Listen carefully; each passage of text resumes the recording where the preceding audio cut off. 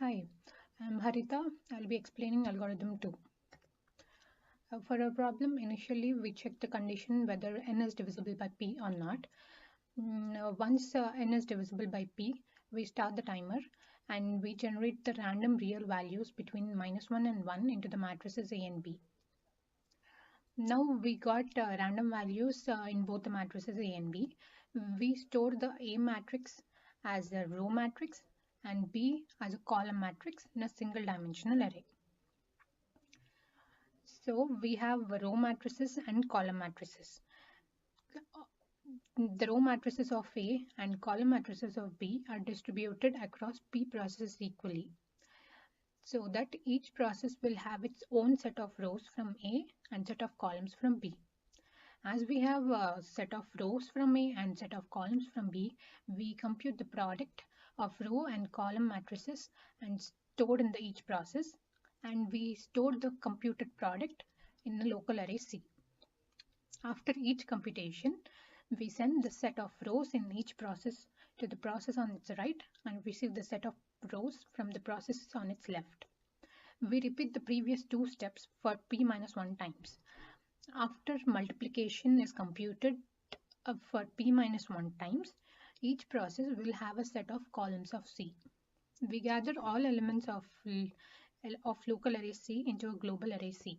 The timer is ended and we calculate the time, that is stop time minus start time. Now I'll be explaining the implementation of the algorithm. Here an array is declared in which it contains the different sizes of matrices. Here we have 10 different sizes of matrices. This is a while loop for which will iterate for the 10 different sizes of matrices. Initially, we'll be checking the condition called if n is divisible by p or not. If it is divisible by p, then the process will be continued. Otherwise, we'll be printing the statement that it is not divisible by p. Then we initialize the A and B matrices, and here we start the timer. As both the matrices A and B do not contain any elements, we generate random values from -1 and 1 into both the matrices A and B.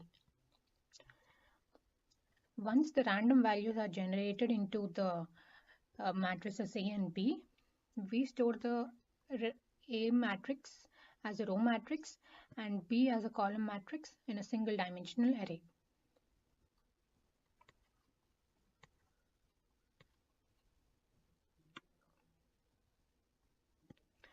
We distribute the row matrix of A and column matrix of B across P processes equally. Now each process will be have its own set of rows from A and set of columns from B. As we have a set of rows from A and set of columns from B, product is computed in both by using the row matrices of A and column matrices of B. And the computed product is stored in a local array C. I have written a for loop which will be iterating for p minus 1 times. Here we are sending the set of rows in each process to the process on its right and receive the set of rows from the process on its left. As we have got new rows, we'll be again performing multiplication of the new rows and columns and storing it in the local array C.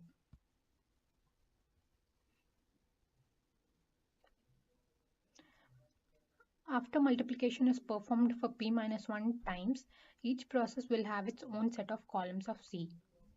So MPI gather will be used to gather all the elements of local array C into a global array C.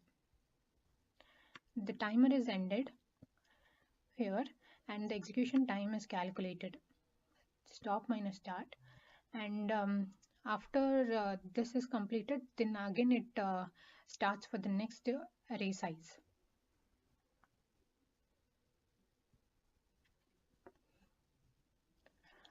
So here I have shown you an example in which the number of processes is 25, and these are the execution times for n equal to 100, 200, etc.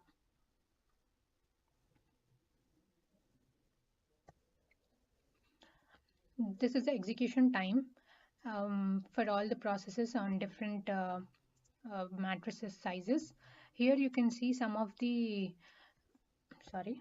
Here you can see some of the blank rows, which shows that the n is not divisible by p. Now 100 is not divisible by 9, so this row will be empty. And then speed up will be calculated, which is serial time by parallel time.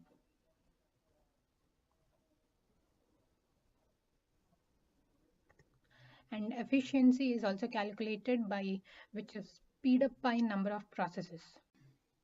Hi, I'm Jagdish Abbaru. I will be explaining Fox algorithm now. Initially, we check the condition where the matrix size n is divisible by square root of p, and p should also be a perfect square. Once the initial condition is met, we'll start the timer, and then we'll generate the random real values between -1 and 1 for the matrices A and B. Once we have got the values in both the matrices A and B, we'll divide both the matrices in the form of blocks. And then we'll distribute the blocks of B to each process equally. I will show you how we can distribute it with an example at a later point of time. And then in each iteration, we'll broadcast the diagonal blocks of A matrix to the corresponding rows in each process, like A00 block to all the processes in the row 0, and A11 to the processes in the row 1, A22 to the processes in row 2, and so on. Once we distributed A and B, each process will be having the blocks of A and B. Multiply both the matrices and store it in the local array C. In each subsequent iteration, we'll send the block of matrix B from each processor to the processor directly above. We'll repeat the last 3 steps for square root of P times. Once we repeated computed all the iterations, we will get the local values in each processor. And then finally gather all the local C values to the global C array. We'll finally end the timer and calculate the execution time. Before proceeding to the implementation of the Fox algorithm, let's have a look at a simple example where the matrix size is 8 and the number of processes are 4. Let's check the initial condition, which is n by root p, 8 by 2 equal to 4, which is divisible. So it's a valid case, and p is also a perfect square. If you see it on the left hand side, the processes will be arranged in the form of a grid. Here, as you see, we have 4 processes, so we'll arrange it in the form of 2 by 2 grid, 0, 1, 2, 3. And then we'll be having a and B matrix with random values, and this is a B matrix which is of size 8 by 8, and we'll divide both the matrix in the form of blocks based on n by root p, which is 4, which is 4 by 4 size. So we have got 4 by 4 matrices, and we'll call it as B00, B01, B10, B11. So as I said, we have to distribute these blocks of B to each process equally. So B00 will be sent to the process 0, and then B01 to the 1, and 10 to the 2, 11 to the 3. And when it comes to A, the matrix A will also be divided in the form of blocks, and we have got A00, A01, A10, A11. But in each iteration, we'll distribute only the diagonal elements of the matrix A to all the processes in each row.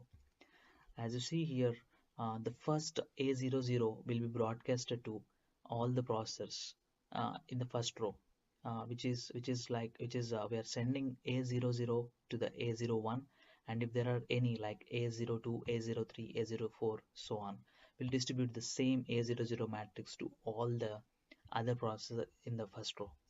Similarly, at the bottom, we have got A11, we have to distribute it to we have distributed that block to all the processors in the bottom row. That is how we distribute the diagonal elements of matrix A. And if in the next iteration we'll go for the next set of diagonal elements and the process repeats. Now we'll look at the implementation part. Initially we are declaring an array which contains the list of different matrix sizes, and then we are using a while loop which will iterate for different matrix size with fixed number of processors. And these are the initial conditions we need to check, like p should be perfect square and n should be divisible by square root of p. And then once the initial conditions are met, the process 0 will assign random values to the matrices A and B. Once you have got values in A and B, the process 0 will use this for loop to divide the matrix B in the form of blocks, and it will store it in the form of a single dimensional array. And then we'll use MPI scatter to distribute the blocks of B to each process equally. If you see these two variables up and down will be used to calculate the rank of the process which is directly above to send the block of B in each processor. And this for loop will be used to initialize the local arrays. And this is the part of the code will be used with process 0 to send the diagonal blocks of matrix A to other processors.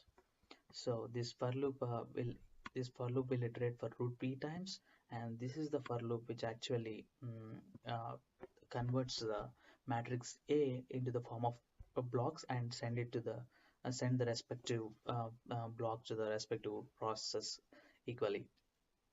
Once it sends, this is the part where all the other processors are receiving their part of A.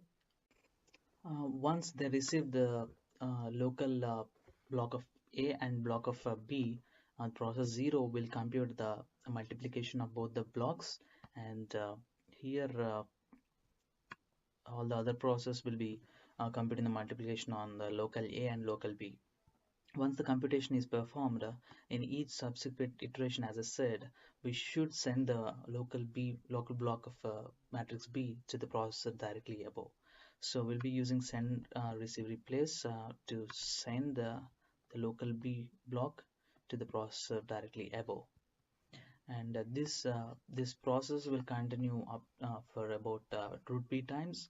Once this completes, each processor will be having a local C values, and using MPI gather will gather all local C values to the global global C array. And then I will stop the timer. I will calculate the execution time. So this is how I executed the Fox algorithm for 64 processors, and which shows the execution for different sizes, 100, 200, 300, up to 1000. But few sizes could not be divisible by the square root of 64. So it shows the message n equal to 100 is not divisible by square root of 64. So this is the execution time which took for different number of processors with the different matrix sizes. And as we said earlier, these blank spaces are because of the matrix size is not divisible by the square root of a number of processors. And the next one is speed up, which is the serial time by parallel time for different processors, and then efficiency for different processors with the different sizes, which is speed up by a number of processors. Scalability. We can say algorithm 2 is strongly scalable because for a fixed number of processors with different problem sizes, efficiency remains almost constant. So if you see here for per process, the efficiency remain constant at 0.8, And then for 25 process, it is about zero point 0.3 or zero point 0.3 all the time. But when it comes to the Fox algorithm, the efficiency is not consistent. It is changing it is increasing sometimes and reducing sometimes. If you see here, right, is zero point 0.9 and it is reducing to 0.62 and then it is increasing to 0.95. So it is not maintaining any consistency in efficiency. So we can say Fox algorithm is weakly scalable as the efficiency changes with simultaneous increase in the problem size and the number of processes. Conclusion. So in both the algorithms, each process exchanges messages with the other process. But in Fox algorithm, the number of messages exchanged between the process in a single iteration or more compared to the algorithm 2. So in order to be strongly scalable, one main property is that each process should work independently and finally get the uh, integrate the output. But in Fox algorithm, communication between the processes is more, and it results in taking more time to compute the results. So when the processes increase, the number of messages between the process exchanged will increase, which will reduce the efficiency and increase the time. So finally, we can say algorithm 2 performs better than the Fox algorithm.